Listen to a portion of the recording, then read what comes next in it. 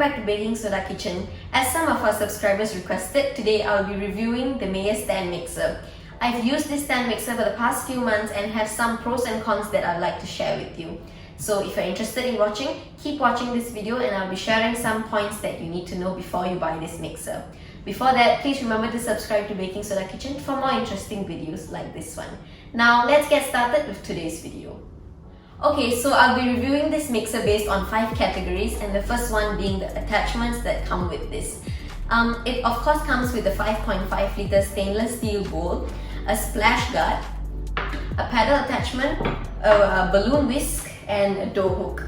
So the most I have used with this mixer is the paddle attachment. I used it for my brownies and cakes and cookies as well.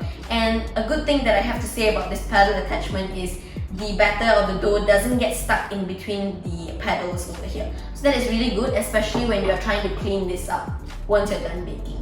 I personally haven't used the balloon whisk yet, but the wires are quite strong and I think it will be really good whisking my egg whites with the balloon whisk. I've also used the dough hook many times. We've also used it in one of our videos, our Nutella babka. The dough hook is really good. It really clings onto the dough very well and can form a really soft dough. The splash guard, personally, I have never used it and I've never seen anyone else use it as well. If you see other cooking tutorials on YouTube, they normally don't use the splash guard because it's not very useful. Yeah, it can prevent your flour from flying out, but you can also prevent that by using your mixer on a low speed. So I don't use this, but it may be useful for some of you out there. The last thing is the stainless steel bowl that comes with this mixer. It is super easy to clean and it's very, very deep. So you can make a lot of your cookie dough or whatever you're trying to make, and it's really easy cleanup as well. And the best thing about this bowl is that it's super lightweight.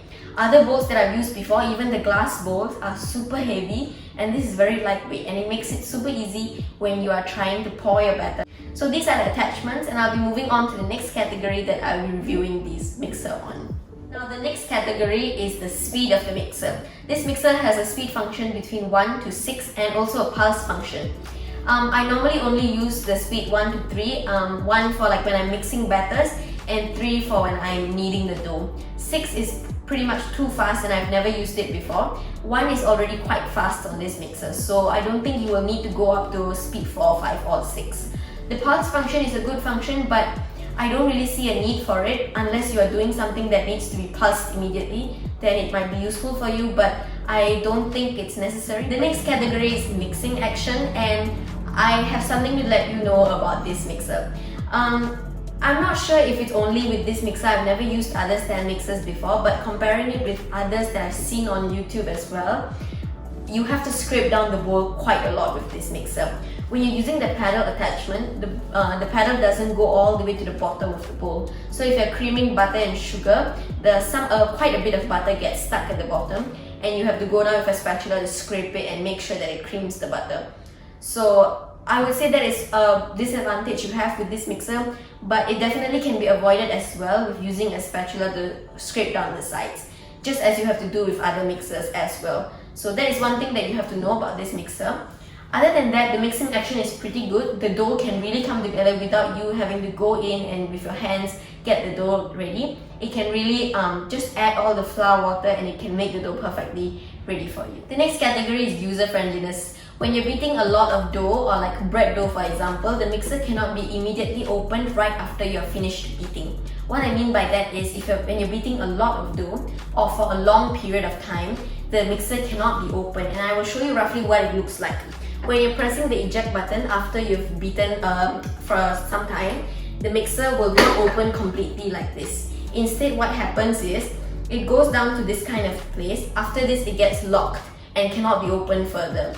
And the only way to open it is it has to cool down completely for about 5 or 6 minutes, and when the mixer is fully cooled down, it will let you open it like this.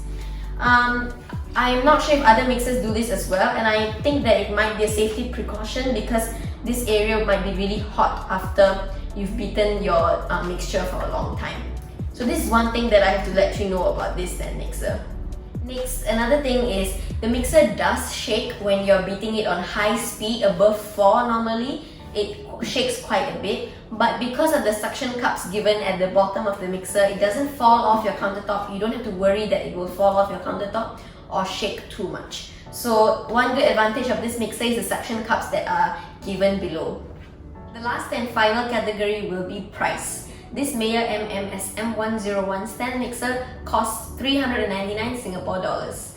Mayer also has another smaller mixer which costs roughly $89 if I'm not wrong. Comparing this specific mixer to other mixers that you've probably heard of, like the KitchenAid that you can get in Singapore for close to $600 to $800, this is a really good alternative. For the price, this is awesome and the quality is just as amazing as KitchenAid that I have tried out in the shops as well. So I highly recommend this as a Christmas present that you may want to get for your family members. I'm sure they'll love it. This is super good for someone who likes to bake often, or even people who just enjoy baking in general. So I hope you enjoyed today's video. If you have any questions regarding this product or any other Mayer products or anything that we have reviewed on our channel, you can always leave the question down in the comments below and we will reply to you as soon as possible. If you found this video informative, please give this video a like and subscribe to Baking Soda Kitchen for more interesting videos like this one. Thank you so much for watching once again, and I'll see you again in another video. Bye for now!